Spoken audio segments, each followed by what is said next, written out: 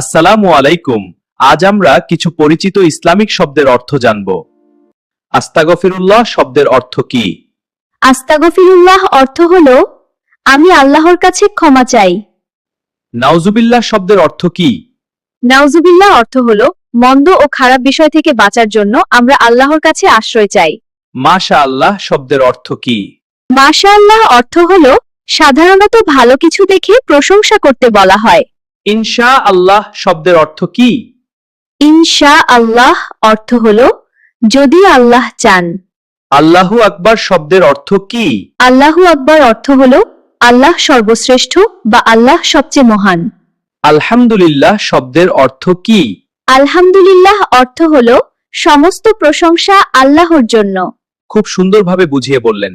আশা করি সবাই এই গুরুত্বপূর্ণ শব্দগুলোর সঠিক অর্থ জানলেন।